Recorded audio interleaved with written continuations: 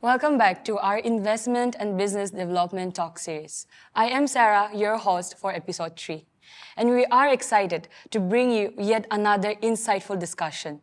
In collaboration with IDAN, Government of Nagaland, NATFI, and Entrepreneur School of Business. Today, we are focusing on the dynamic intersection of graphic design, IT, digital creativity, and the spatial emphasis on the impact of AI. We will explore the opportunities, challenges, and innovations in these fields and how they are shaping the future of business and entrepreneurship in Nagaland. I'm excited to have our esteemed panelists with us today. Before we begin, I would like to invite each one of you to introduce yourself. To begin with, sir. Okay. First of all, I would like to thank Edu Center for inviting me here today to be a part of this show. Well, my name is Daniel Meren. I'm the Additional Director of National Institute of Electronics and Information Technology. Actually, we have our main office in Kohima, but I'm looking after the Dimapur Center here in Dimapur. Thank you. Hi, my name is Engineer Rishav Sethi. So we also run a 25-year-old computer institute called as NITI.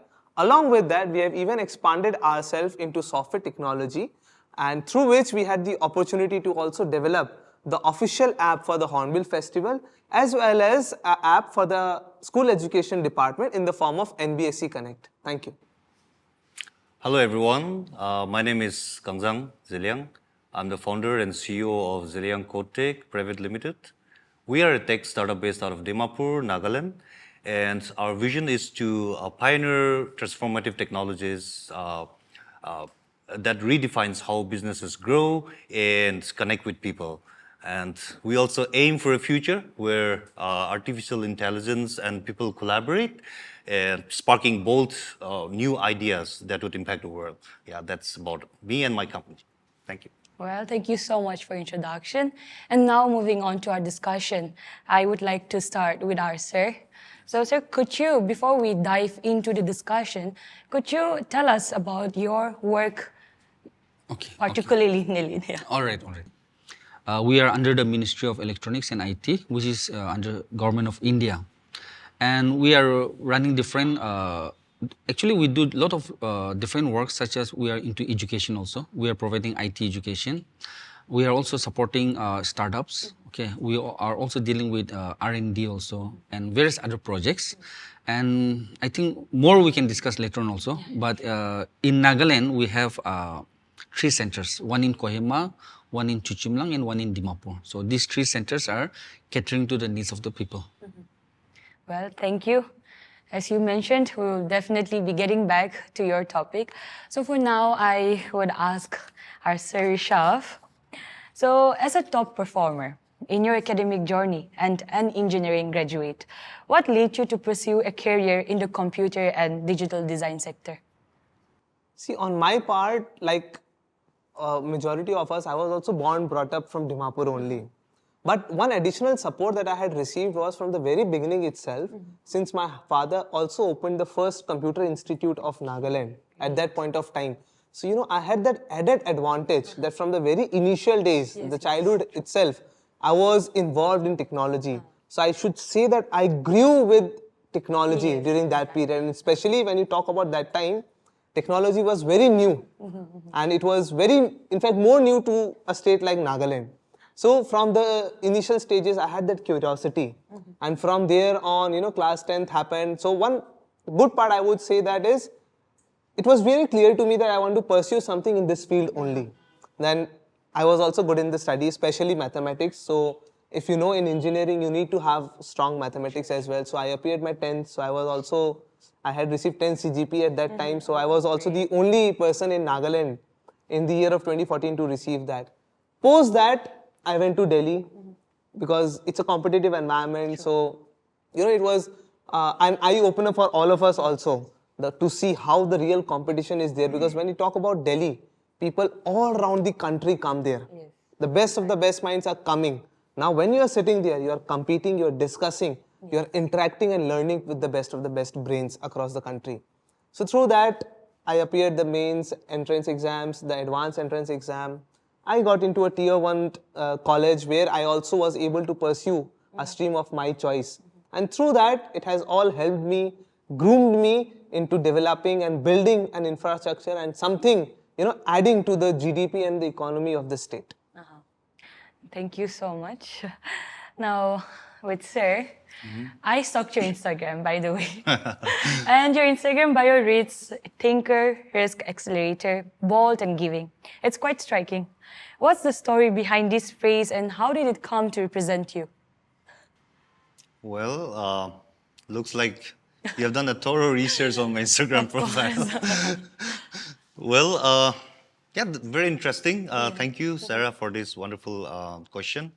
Because this line, being a thinker, risk accelerator, and bold and giving, it's very close to my heart. Well, as a kid, as a young child, I was just another kid, going out with my friends, playing marble, getting my knees dirty, and sneaking out to play football because I'm a big fan of football. So then used to come home, get my due share of pinches left and right. That's how I grew as a child. But as I grew older, I realized that I have so many wild dreams. And one that I remember is I used to daydream, thinking. So that's where the thinking came. Yes. Thinking that I could build a football stadium or something in my town and would let all the young footballers play and nurture themselves for free. And apart from that, I also thought of something which I felt right now it's very relevant. I thought of a revenue generation plan at that point of time, right? Okay, so how to maintain that facility, right? So I was thinking if I build a gallery, because I've seen those football, stadiums only in the World Cup final matches, right? So below that, we can build some partitions and maybe some merchandise stores or restaurants or something to generate revenue. So from that point of time, I was thinking in that perspective. So that's where I think a lot. And I still think a lot of crazy stuff. And I failed so bitterly in life doing a lot of businesses. And I end up being the jack of all trades and I mastered none. Still till now, I take a lot of risk, but now I'm pretty sure I take a lot of calculated risk. Yes. Yeah, so that's where I become the risk accelerator. And coming to your third point, bold and giving, this topic is very close to my heart. I have lost one of my favorite uncle, who used to be very bold and in giving. So during the festivities, my favorite place to go was my uncle's place, hang out with spend time with my cousins. And, he had that culture during any festivals, he used to cook a big pot of, meat and, distribute it to all people around his locality. And he was so giving, and we as kids, we were trained to pack those food packages. And before we go out for distribution, he would always check the packages and he'd tell us put more. So, and he made this statement if you really want, if you have a desire to give in good share. If you don't give. So that line really inspired me, and I'm so proud that I had such a mentor, an uncle who has taught me values in life, how to be generous. So I'm proud that I could instill that mindset in me. Yeah. So that's the story behind it. Well, thank you so much. It's amazing in that, now just the question that I asked, I got to know your personal stories and actually how your journey started. And so I'm sure your uncle must be very proud of you. And yes, talking about the football stadium, I really hope this comes true here in Nagaland. So now coming back to our sir, having worked closely with startups and government-supported innovative hubs, what are the biggest mindset shifts that today's entrepreneurs must adopt? Okay, I think that's a very good question. In fact, to answer that, let me just share some story. Not a story, but some events that took place. So actually, we conducted one innovation Northeast Week just recently in the month of from 26 to 28. So it was a three-day event, and it was a wonderful experience. Of course, we were the organizers. So under NILIT, we had around 25 startups. Okay, but all of them, of course, are not that successful. Some of them are successful, and we had 3 days even on the very first day. The very first day was for our NILIT startups. So this is not only for Nagaland, but it was all startups from different states of Northeast. Okay, so that's why it's Innovation Northeast Week was there. The name itself, no? So on the first day, in fact, this program is the concluding part of Northeast Catalyst program. We had started a program called Northeast Catalyst Startup Program, where we have incubated these 25 startups, and we have trained them over one whole year. Okay, we as a government as a government body, we took the initiative to bring in resource person from different parts of India, and some of them were startups who have done really well with good experience, and moreover like investors, angel investors, and also even we don't know, but so many people, they were so excited to come to Nagaland in order to train our people. So it was a 1 year event, and that was in fact the concluding part where we had a competition among all those startups, and some prizes were given away. And on the very second day, we organized, the same pitching for startups from Nagaland. Okay, so it was a very good event also. Not only pitching, but mentoring was there. Where again, not only mentoring, but again, the startup got a chance to meet all those investors, all those big shot people. So that was a very good event. And on the very third day, opportunity was given to the students, college students, okay, where they came in, they were given some prep talks, okay, how to pitch, this and that, given some topics, and then we gave time for them to pitch on the spot, and some small prizes were given. So from the government side, a lot of such initiatives are being taken, okay. However, the only thing that we see lacking, or coming back to your question, is our people are a little bit, not that bold enough to come forward, okay, because we have spent a lot of, not only in terms of financial, but we have spent a lot in terms of resources also, time, everything, but the output, the number of startup that we expected was very low, okay. So it was a little bit disappointed, but whoever had, really come and, did their participation, they are the really one, okay, who can go forward. Like not all startups are successful, right? So that is one thing. And of course, one more thing which I would like to say is like an entrepreneur or a startup, they cannot exist alone, right? Some kind of ecosystem has to be done where, partnering with other startup, okay, discussion with other startup. Such thing has to be done because Nagaland itself is a very small place, right? So if I am a startup and if I have an idea, so it's always good to share with another person. Who knows, that person may have the same idea with a different perspective, right? So sharing like that and getting information like that will definitely help the startup. So I hope that answers your question. Of course. Well, thank you so much. It's true, sir, when you said, like our Naga people are yet to come out of their comfort zone. And it is very sad to see how our Naga youths, our young youths are very ignorant of, getting themselves educated. And it's a huge, it's hats off to the NILIT for organizing such sessions for especially the startups. And I am sure with time, our Naga youths are going to be emerging in this particular field as well. So, sir, one more question for you. That is, as you've already talked about the startups, the entrepreneurs, so which certifications or learning paths would you recommend to our young youths wanting to pursue or aiming for a significant career advancement? Okay.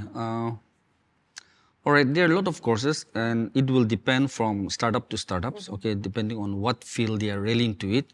But like AI, will be always there. That is one thing, and especially I would also like to recommend some, designing, okay, because for every startup, designing is required. So most of our startup, what happens is they get an opportunity to exhibit their products, whatever products they have. So that time what they do is they have different stalls, okay. So from experience, I'm just saying that. So they have to bring in their, banners, posters, this and that, right? So definitely some kind of designing is required. So I would also recommend that, the people learn little bit about designing also. There are so many tools out there, right? Starting from Photoshop, Illustrators, okay, Canva, and all those things. And also, not only that, but Google has a very good program, UI UX, user interface and user experience certification from Google. So directly learning Canva or directly learning Photoshop might not be that helpful, but learning something from Google and then going towards this Canva will definitely, help them a lot in designing some new ideas and all. So that course is also I would like to recommend, besides this AI and everything, right? I really hope the audience watching this really take these ideas, these tips for you to, leverage your startup skills, your entrepreneur skills. So as we have already, touched the AI topic, I would like to throw in this question, if any one of you would like to add up. So do you think that, AI-generated designs be considered authentic? Where should we draw the line between human and machine creativity? Well, if I may, I would like to take this question. Yeah, please. See, there's a very misconception that AI is going to, take over all the jobs in designing and in any tech field. Yes. But the line that we need to draw is the intent. Yes. So if the intent, see, AI can never replace a designer's thought process, right? So it's not about just the prompt as well. Like, say, suppose I'm not a designer, so if I even try hard to prompt the AI to design me this cup of coffee as per the critical design perspective, I don't think I can make it. Suppose Rishav is a designer, like he can definitely relate into this thought process, and So the bottom line is the intent has to be there. Any Tom, Dick, and Harry cannot design a graphic using AI. Yes. Yeah. So. So, Rishav, would you like to add just up? adding on to it, what I would say is, in the days to come, I think we are all going to be surrounded with AI. True, that is true. And that's the way forward. Yes. And to all those who are with the mindset, that AI is going to take away jobs, as what he was also mentioning, I don't think so that will take you any way further. Because present world is all about competency. Yes. It's all about efficiency. And if you look into, from human perspective or from a robotics or AI perspective, human errors are possible. True. But when a program has been done, in a systematic, in a proper manner, then things are done, executed in a proper way and in a repetitive nature, which no intervention or no additional effort has to be put in place. Like I was just having a discussion with somebody yesterday. So they were also like, there are a few questions, So for that, now they wanted me to come up with a chatbot for the same. That all these random questions, fixed set of questions that are being asked, they want the AI to answer that. Yes. Because when human intervention comes into place, then time frame comes into place. Now with AI, what happens is they are 24/7 available, right? There's no limitation to that. Now, if I want to keep a human being involved into that, then maybe I'll have to go with 3 shifts. Yes. Because 8-hour shift is there, right? So for 8 hours, one person, for another 8, another 8. So I'm actually inculcating the salaries for 3 people over there. Yes. But whereas if I put in the AI into place, it's a one-time cost for me. Yes. And that's where I think our own mindset that has to come along is that we have to adapt to technology. And technology in the recent days, emerging technologies has come into place. And one of the factors, over there is artificial intelligence, which me and Sir Daniel have also worked together to impart the same among the students. We have organized multiple sessions. We have went there as resource person. We went all the way to Mogokchung as well, just to share this to the students. And I'm telling you, we went this to discuss with the theological students. So just imagine if theological students are ready to progress towards that. True. These people out here, I think we have to adapt to it and learn from it. True, true. Well, that you have said about your experiences, going to places to teach about it. So I have a question to that. So your experiences in college visits and then, organizing counseling sessions, being the guest speakers. What is your observation of our youth's perspectives, particularly on the AI sector and the graphic designing, the digital creativity? So adding on to it, there are some things which are done in a planned manner. There are some things which happen completely unplanned. Like I'll tell you how I happened to meet Sir Lezo also. I actually met him in gym. On a random morning, I was there. All of a sudden, I see Sir Lezo. I knew him. He's a famous personality. Of course. So, and I just happened to cross paths with him at the gym. So from there on, he actually told me that, Rishabh, since you are back, why don't you become part of an organization called as YI, where we are trying to, impart these things to the students. And to be very honest, it's not that our youths are behind or something like that. The only thing which I believe what our youths require today is exposure. Yes, of course. I want them to get exposed to what the real world is all about. Earlier, what was happening was our youths were limited to Dimapur, Kohima. Yes, yes. But right now, they have flown outside, they are getting experiences, meeting other people, and on top of it, something now which is readily available in their hands is the mobile phones, the Instagram or the Facebook, whatever you want to call it as, which has eventually allowed them to get access to all those things, right? Yes. And adding to one of that, another aspect that I would like to tell to the students especially and to the young crowd who will be watching our show is we need to have right set of mentors. True. And during the initial stages of my career when I started, I also happened to meet Sir Daniel. And I cannot tell it publicly, but I just went randomly out to him that, sir, I am back. I have nothing to do. And I'm being very honest in front of you. This is 3 years back. I don't know if Sir Daniel still remembers this or not. But I just randomly went to Kohima. I happened to meet him there and openly told him, sir, I have talent, but I have no work to do right now. What's the way forward? And from there on, he guided. I was in touch with Sir Lezo. Sir Lanu is also there, which some of us may know. Then gradually, when you start working in that line, True. on your way, on the path that you are moving forward, you happen to meet people. And with that, you get to understand different experiences, different idea, different thought process. Because each one of us right now who are sitting here also, we all have a different upbringing, right? Of course. Like for me, to be very honest, okay, if you talk about geography or if you talk about farming, I'm purely zero. Yes. I have no idea. If you keep a simple, if I see a mango tree also, I cannot identify until somebody comes and tells me, which I am ashamed of.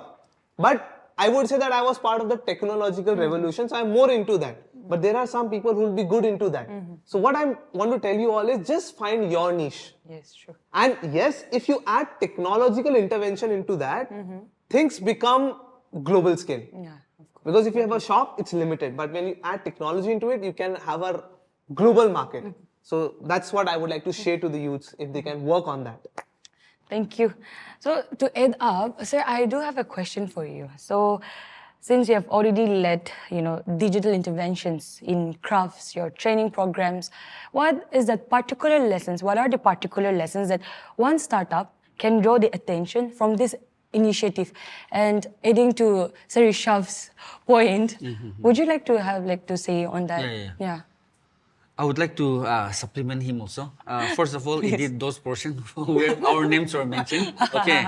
Anyway, see, our students, okay, unfortunately, okay, they are living in many times we used to say unfortunate because they are living in such a world where, I think competition might be a little bit slow in their college. Yes. I don't know. Okay, but the way the output is being shown to us, we don't see much, that enthusiasm or that energy or whatever. Okay, so what I would like to encourage the college students especially those who are about to graduate. So, see, now is a very good time. There are unlimited tools available to become entrepreneurs, to become, to have your own startup and so on. Okay. If we go back 10 years back, these tools were not available, and it was very difficult to, do something. Okay. But these days, a lot of tools are available where we can get new ideas also through those tools, okay, through AI, right? So when they are living in such a generation, I think they should take this as an advantage for them, okay. And then during the final year in their college itself, they should come up with some idea on what to do after the college. Okay, many times it happens that most of the people right after graduation, they try to appear for government jobs, this and that, and after trying maybe for 5 to 6, 7 years, okay, finally realize that no, they go into a panic mode. Okay, and then they realize that no, this government job is not for me, I have to do something myself. So that is, now it comes to survival mode. Okay, now in the survival mode, so many years has been wasted. Okay, of course, all those tools, as I have mentioned before, were already available at the doorstep, but they haven't utilized that. They were just focusing on only one thing. So what I would like to encourage is, see, keep both all the options open. Okay, government job, if you get it, very good. All right, but if you don't get it, what is the other option? And how do you see yourself after 5 years? Right? How do you see yourself after 5 years? So during your college days, you try to learn as much as knowledge as possible, right? All those technology tools, like for example, you can learn more about generative AI right now. Okay, you can learn more about maybe some designing tools like Canva, okay, which has become very easy for anybody to learn, right? And maybe digital marketing also is such a good thing, right? So those things they can learn now, and let's see what the future brings, right? And maybe right after graduation, they may have some idea, okay? And right now, Nagaland startup ecosystem is, going in a very positive direction. So they'll get a lot of mentors also. Maybe Rishav is there, Shane is there, right? They have their own experience. And today also, I would like to learn more about, Shane's experience also through his startup, right? How it came up, so that the younger generations can learn from our mistakes, what mistakes we have done, right? What difficulties we have faced, and so that they can learn something out of it, and they can move little bit easily compared to us, right? So I would like to add to that also. Thank you so much. Yes, of course, coming back to Sir Shane, I do wanted to ask you how the struggles, the challenges that you came across starting up, and also on your recent trip to Europe, that was, what was your biggest takeaway from that event, and what do you think the insights that can be applied to our Naga business ecosystem, and what was the impact of AI over there? Like, did you had any particular interventions that can be, you think that, that can be applied to our people here? So please share. Well, thank you, Sarah, for this question. It's a very interesting question, and I thought, I like this question because this is something very important. I need to, share with my young folks. I'll start with how I started my career in tech domain. I'm a non-tech person by default. But since childhood, like I was very curious about to know whatever new technologies are emerging, So I'm a Pentium 4 guy, right? So just wanted to tell my young generation, like, nothing is easy, especially the startup ecosystem. The startup, it looks very flashy, but it is never easy. So for us, like for me, starting Zeliang Kotek, of course, it's definitely the inspiration came from my son, Zaigung, because after seeing his, potential in technology, his interest in technology, I again took a big risk. So that's why I'm a risk accelerator, coming back to that earlier topic. So, but this time it's a calculated risk, I would say, because I've had enough in the past. I failed so bitterly, I don't want to go back there again and to my past.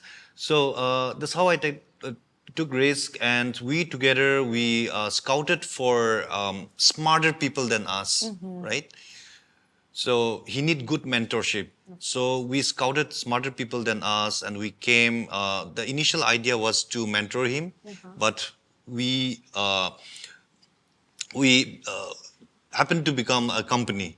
So we need some funds to run the company, right? So initially, bootstrapping and creativity was the only survival tool for us, but that was not enough to scale up. So we applied series of events and funding events, pitching events, but most of them like we got rejected.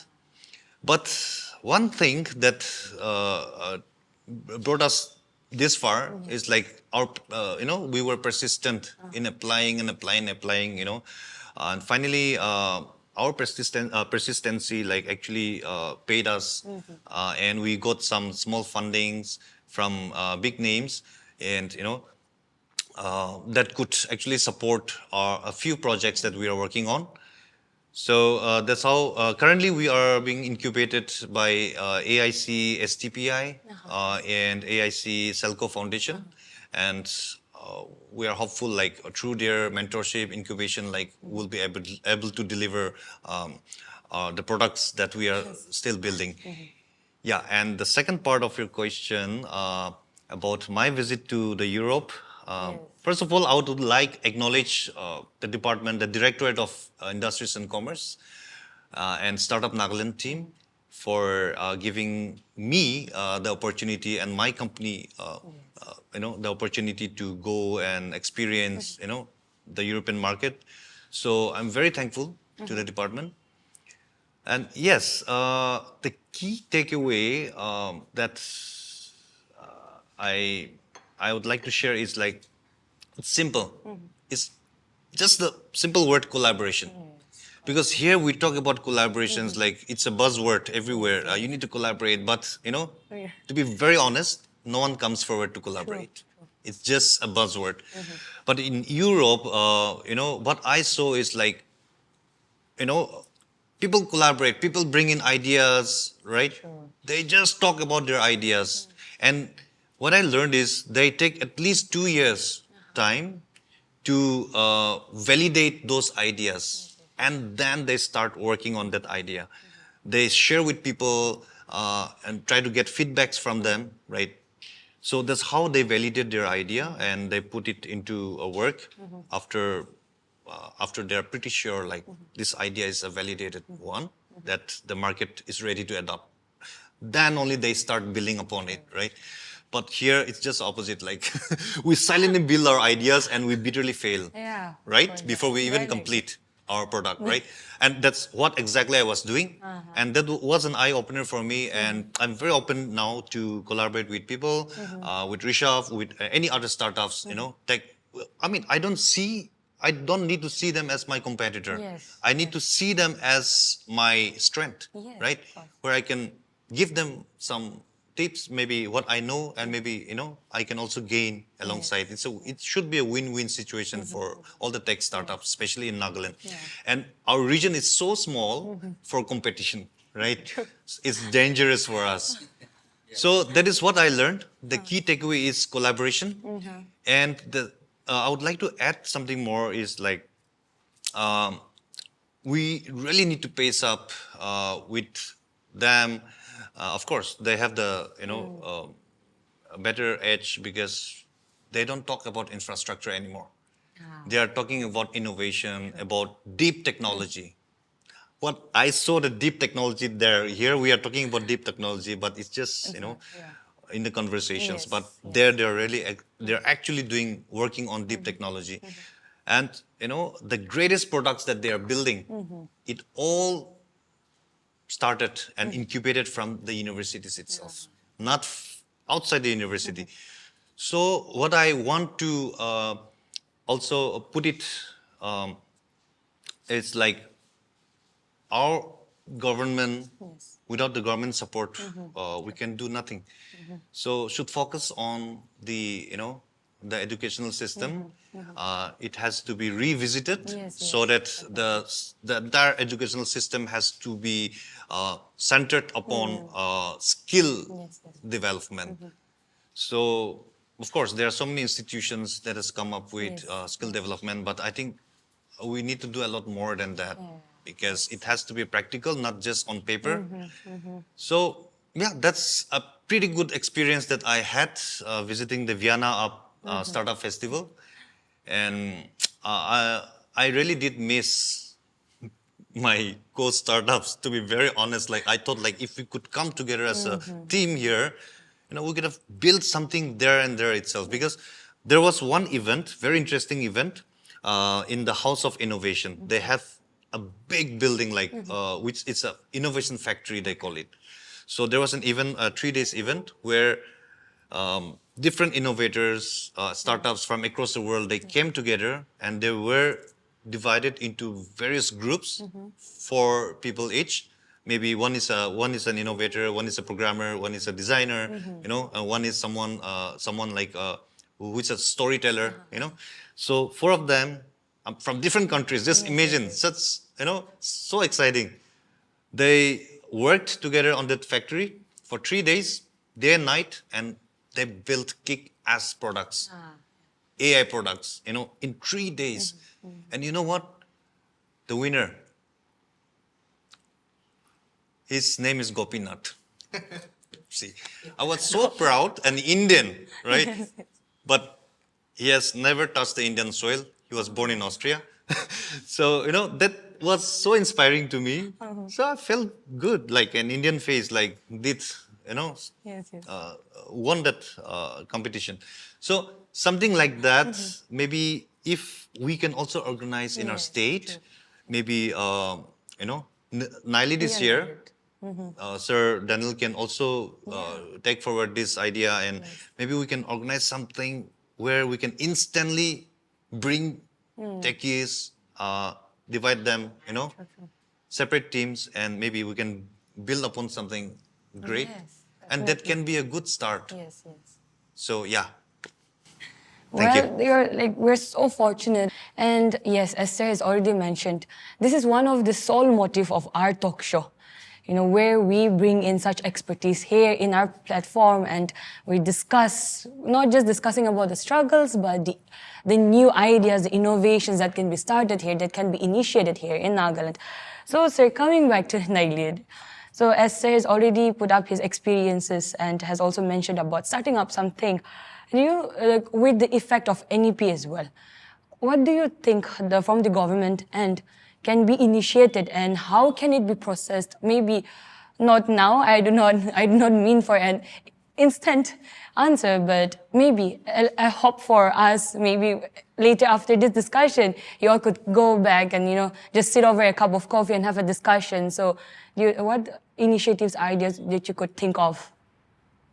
See, under this NEP 2020, I think they have some new vocational courses added into this one. Besides being it's a 4-year undergraduate program, some more vocational courses which will really, in fact, the main idea is to ignite the students into an entrepreneurial life or something like that. That was the idea. Okay, so they have an internship program which they have to do maybe I think 3rd semester or 5th semester, something like that.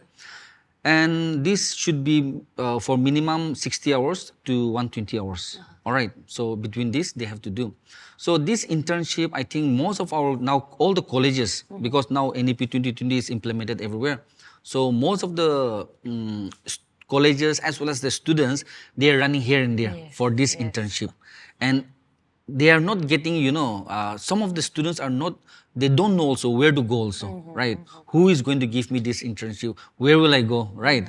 So this is the situation that the students are facing right now. Of course, we as NILEAD, we are trying to take, as much as possible, but we ourselves alone will not be sufficient. Now, at this juncture, I think the startups can play a big role in motivating the students, right? So, for example, here Shan is also there. So maybe he can take 2, 3, or maybe 5, or maybe 10 also, right? And maybe guide them, right? Like maybe for 10 days, 12 days, okay? Because like maybe one day can be like 6 to 7 hours, right? So something like that, and so that when, like I said before also, when they pass out, right? They know what to do with, right? They have an idea of what to do. Of course, that may fail also, right? But even after failing also, like he has been saying, calculated risks, right? Yes, calculated. So that will be a calculated risk, and he knows what to do after that, Yes, right? yes. So something like that can be done. Well, thank you so much. So, Rishabh, would you like to add on to that, to the discussion? To NEP. Yeah.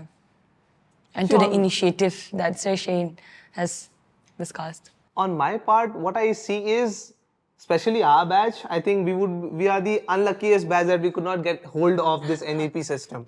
But anyways, what I'm trying to say is, what I understood with NEP is right now it's being focused more on skill development. Yes. Like now there is space for you that, even if you are doing some extra works, extra learnings other than the college curriculum, still you will be getting credits for the same, Yes. which will be accounted for in your education system as well.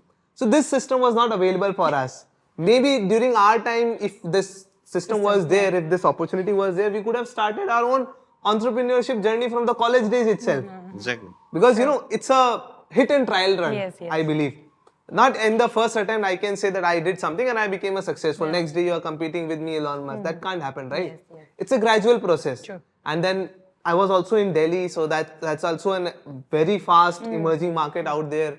So we did not have access to that, but these people right now, and especially the upcoming batches, they'll have this opportunity that whatever are their field of interest, work in that direction. It's not necessarily, that you have to be into studies and all only. So maybe the upcoming generation will not have the option to blame the education system that it's because of this that we could not attain, we could not achieve something.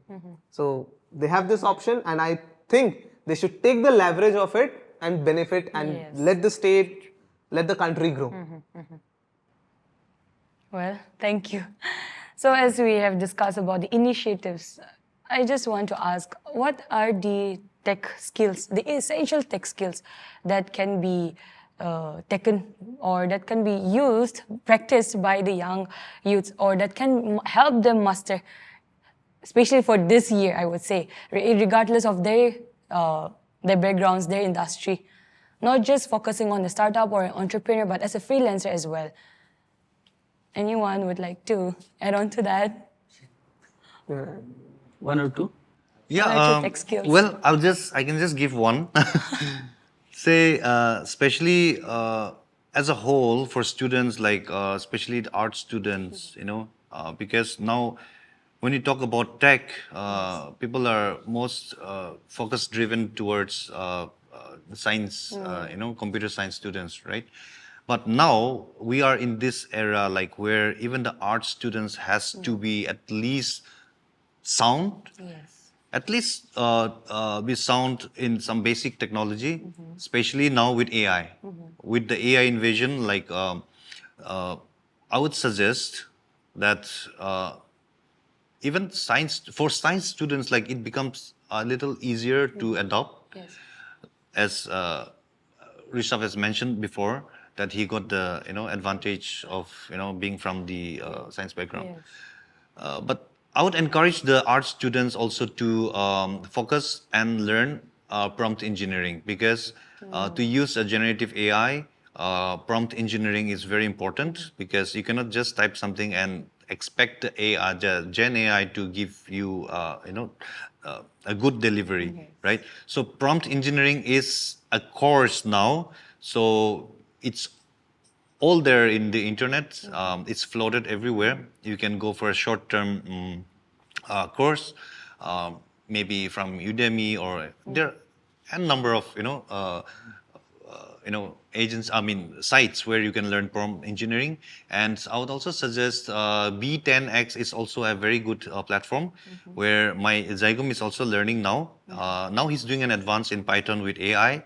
So not necessarily everyone should go to that advanced level, but at least the prompt engineering, if you know prompt engineering, and I think at least 60 to 70% of your daily task would be lightened, and you'll get good results by using generative AI. Yeah, so from my side. On my part, what I would like to tell is, first of all, that let's all not follow the herd, right? Because I believe in the ecosystem, there is space for each one of us. each skill, whatever you impart yourself with, I'm telling you all, there is space for each one of us. Because even if prompt engineering happens, like say somebody is expert in prompt engineering, but still he needs somebody who can market it out. Yes, yes. So digital marketing is required. Then there will be somebody who will be required who can design the posters, design it in such a way, the graphics, the videos, that it is catchy for the end user. Yes.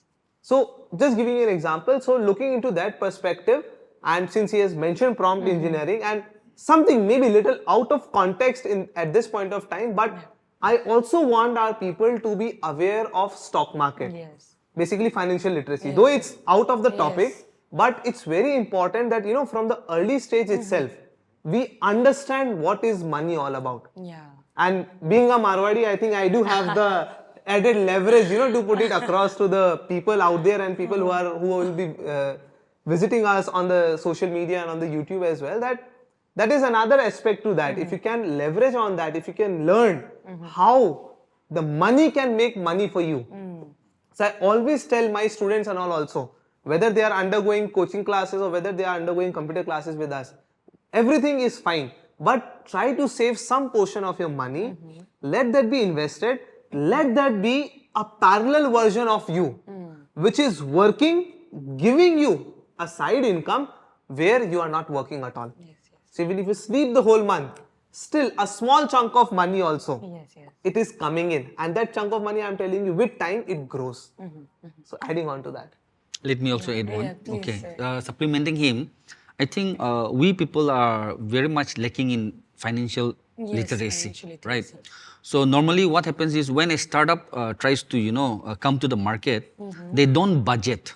Okay, Yes. but they don't budget. Then lot of I don't know how to put the term cosmetics or what you call that beautification. Nah? So much is spent on these things. Okay, and yeah, and finally, when it comes to the real work, okay, the budget becomes very low. So this should be avoided, okay, because budgeting has to be done beforehand. And another one, regarding the course, Yes, which you have asked before, I think cyber security. Okay, cyber security should be one of the compulsory subject. Okay, which each and every student should learn. Okay, not only learning through YouTube or maybe learning through Facebook. Not like that, but it should be a part of the curriculum. Okay, they should know the do's and don'ts, this and that. So because no matter whether it is AI, no matter whether it's digital marketing, no matter whether you become an entrepreneur or a government service, security should be there, right? So privacy of data, this and that. So cyber security should be one of the most, I think, one of the important subject. Well, thank Well, you. Okay, yeah, please. let me just clarify something like what I spoke before, Yes, because back of my mind I was thinking about that. Maybe the viewers must be thinking like I'm on a paid talk show for Udemy or B10X that I've mentioned, yes. but it's nothing like that. I just felt we did a lot of research, and I felt like they are providing good, good courses. That's the reason I just mentioned their names, but we don't have any paid contracts for. Yeah. So just clarifying with the viewers, yeah. Okay, so as we were discussing about the financial literacy, I wanted to ask what are the key challenges to navigating the funding and how necessary it is to scaling up your startups, your entrepreneurs, especially in a region like Nagaland? Well, I can take this question, some part of this question, because as I mentioned earlier, we have applied a lot of events like where we expected some funding, but we failed so bitterly. Many times we failed. We got rejected. And that was actually the learning curve for us, because starting from our pitch deck, like it was a bad pitch deck initially. Then, slowly, gradually, we kept on iterating on that. And, today, we are even, guiding startups to how to build their pitch decks, right? So when it comes to funding, I would encourage the young startups that from the initial stage, do not expect any funding from any agencies, because See, for us, I don't know, but for us, bootstrapping and creativity was the, as I mentioned earlier, was the survival tool for us, because you need to think of starting very small, Yes. and you start small with whatever you have and whatever you know. Then try to get people. That's why I shared like collaboration, right? Yes. So you share with a lot of people, with your co-startups, some like-minded techies like who think alike like you, about your product, about your idea. That's how you will gain, more insights on the idea. Yes. And that's how, in collaboration, you build a small product, then work on that upon that product, Yes. and slowly, when you feel like your idea is reaching to a stage where you can really scale up and you have the potential to scale, then you go and pitch with the investors. Yes. Yes. Because I did the same mistake. I thought like, oh, I have a great idea. Let me go and pitch tomorrow. So that's how that doesn't work actually. So from our experience, I would encourage our young startups to even learn this, because getting a grant is not a big deal. Yeah. I'm telling you. I mean, if you're so lucky, you might get a grant with a bullshit product also, right? But because the government has to, or the agencies has to release those grants, CSR grants and all. So the best way to sustain would be to bootstrap, find a way out, just launch a small product, get some revenue out of it, try to get it validated. Then you go and hunt for big fishes, like, right? So yeah, that is it. But for us, we came through the hard way. So I don't want the young startups to follow that same path. So keep on, rigorously working on your idea silently. Then, of course, we are always open. If you need any valuable insights, please visit our office.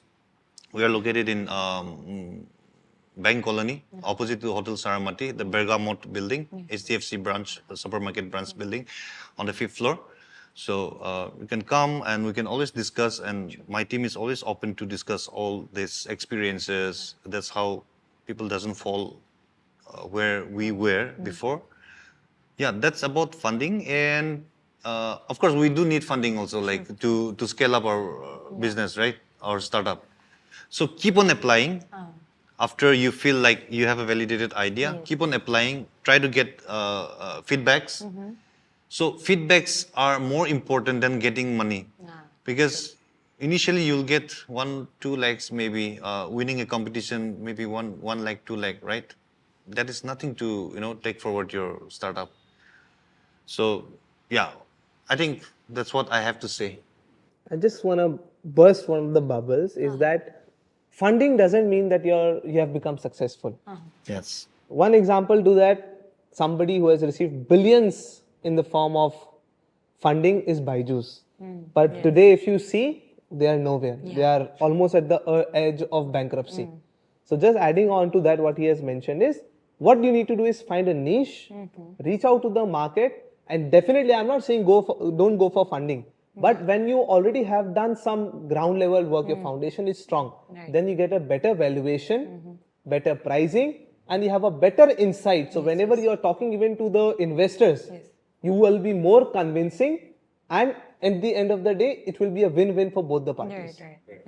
Yeah. Yeah. As a government body, I would just like to add to them.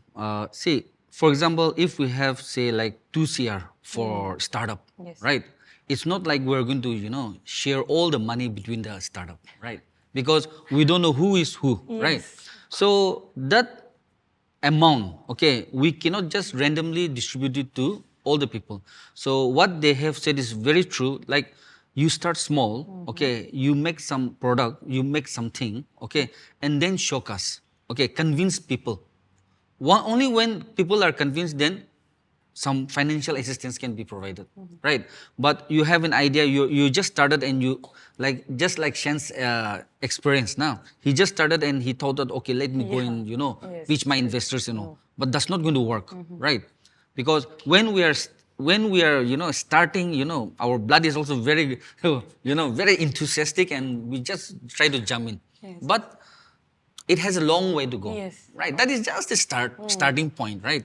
So it has a long way to go, and even the government also, they just cannot just divide the money among the startups. Right, we have to see who is who, right, whether that product is available for the market or not. Right, so all these things has to be seen, and only then some final decision can be taken. So startup has to keep this in mind also. Yeah. So I think time's running out, but No just a worries. quick. Uh, After what Sir Daniel said, in my recent trip to Vienna, there was an event called Fucked Up Nights. So, right. okay. So I was wondering what kind of event is that, right? So very strange. So just applied and went, and the event was amazing. Like there were panelists who really got fucked up in their startups, right? So from there, I got to learn. Every one of them were having the same thought process. Like we thought we're gonna compete with Elon Musk, we're gonna compete with Jeff Bezos. They started building such a big product, and they literally failed. So what they suggested is what I just spoke out. You build very small, and your product has to fail. You should fail before the investors.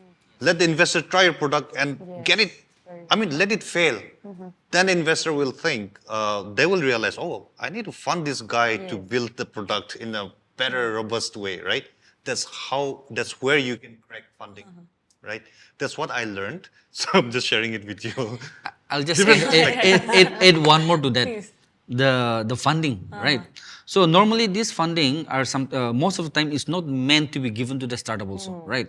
So this funding we have to rope in resource person, we have to rope in the investors, right? Just like we had the innovation week, right? So we need to conduct such kind of programs and all. So these monies are utilized for that also.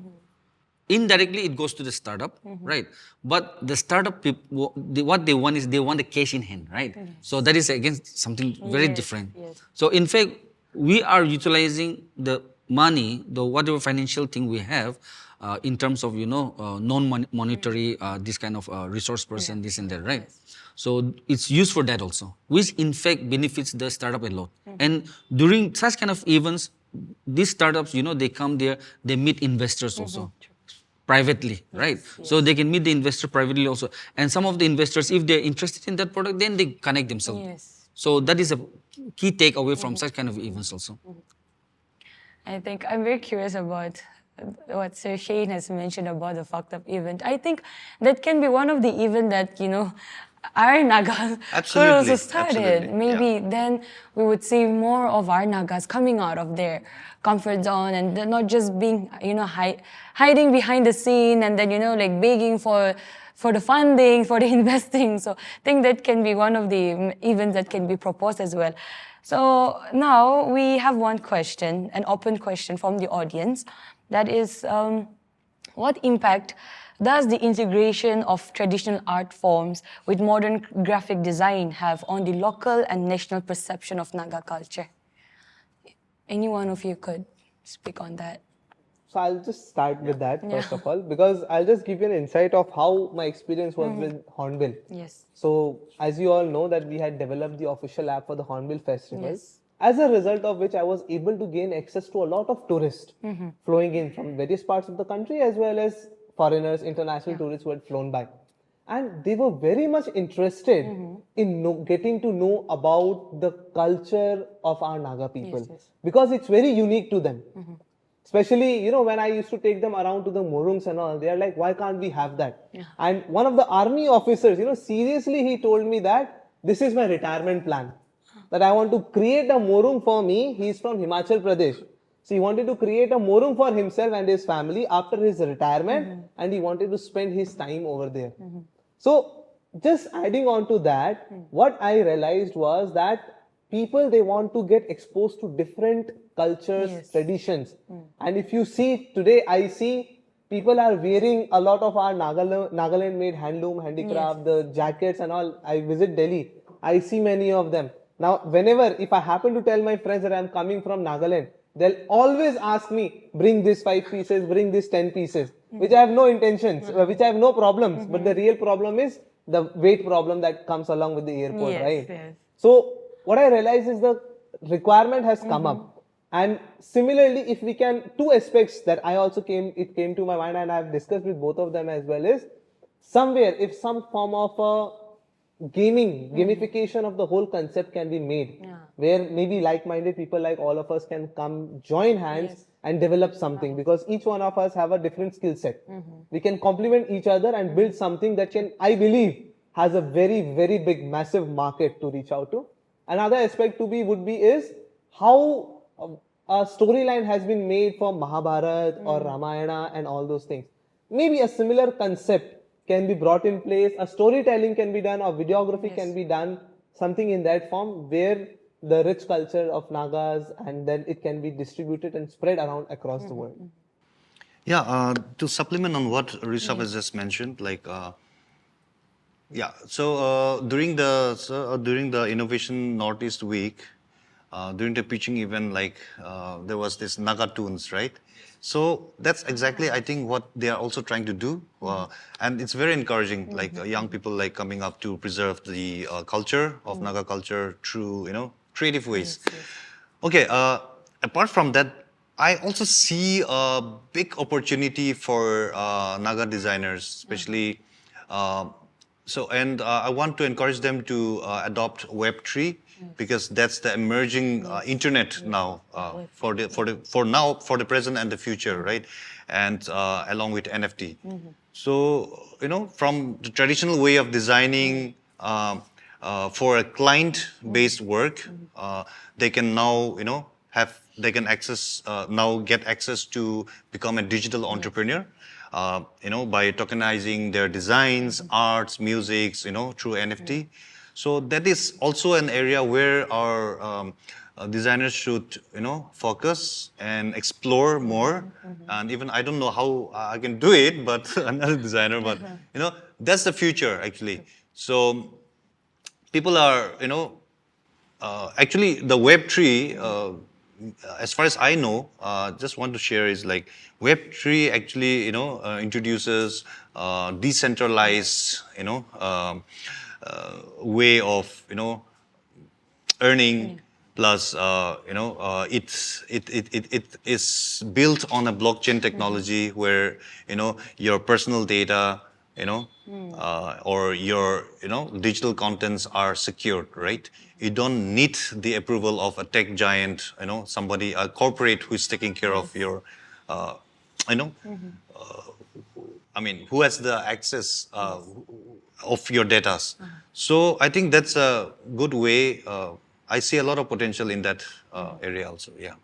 Thank you. Now that Sarah have mentioned about Web3 and NFTs, I am also curious about it, but I would love to discuss more. But as we have to come to an end, we would like to, before we complete our discussion today, I would like each one of our panelists to leave a message to the young tech entrepreneurs, the startups, looking forward to pursue a career in this field. We'll start. You start, sir. Okay, to conclude this, I'll just like to share one short story. It's not a story, it's a conversation. Okay, so one of my distant relative, came to me, and she's a very good baker. Okay, and she bakes, I think, for me, okay, personally, the things that she baked is one of the best thing I've ever eaten in my life. Okay, and it's so good.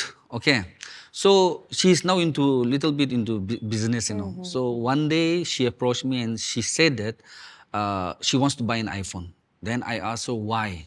Okay, then she said she wants to make better videos.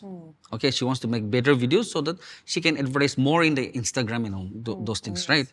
Or maybe share with friends through WhatsApp, this and that. So I said that's a good idea, but after a long conversation, instead of that, I suggested her that why don't you invest in a generator instead of iPhone, right? Because power supply is very bad. Yes. Because she used to complain that most of the time, current used to go off and, those cakes and whatever used to get spoiled and power is also very low, right? we don't get the actual voltage also, right?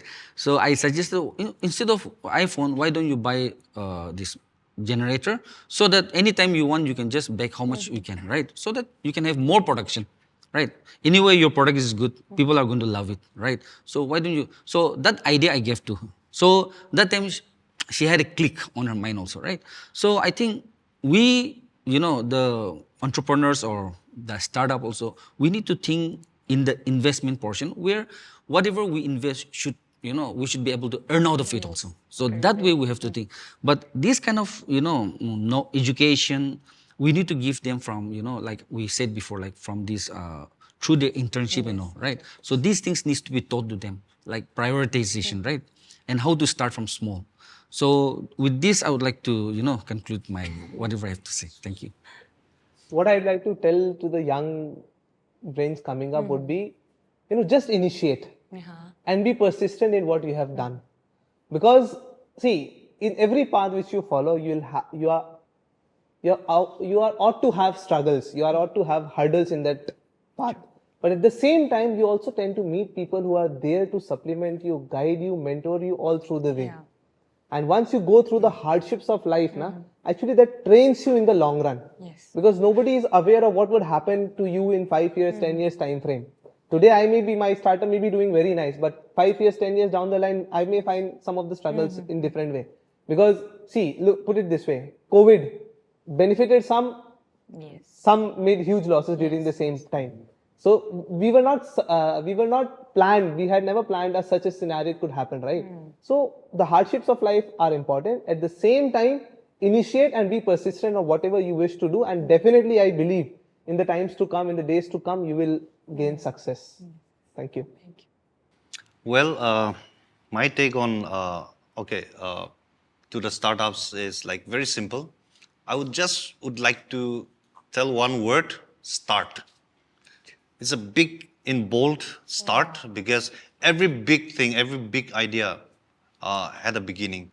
So don't just listen and iterate inside your mind without starting. You start, collaborate, and iterate upon your idea, and I think that's the way you go forward, right? So you don't need to have a foolproof idea on your head, then you start. No, you need to start from school. So that's why, the European culture, I'm coming back to that again and again, because I want to share this, because their culture is like they start from the schools, then they iterate upon the product, the idea, and they take it forward to their college, then to university. There are people I met who are doing their PhD on a product. They started from their school days. They're still doing a PhD for 8 years now. So, that's how, it works. So we don't need to be like them. We don't need to be like them in all aspects, but you just start and believe in your idea.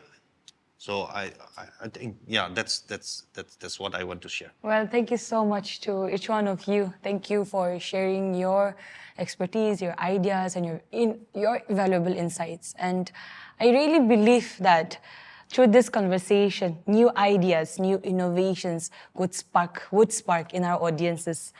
And as we wrap up the episode 3 of the Investment and Business Development Talk series, I would like to take this time to thank IDAN, Government of Nagaland, NetFi, and Entrepreneur School of Business for their collaboration and support.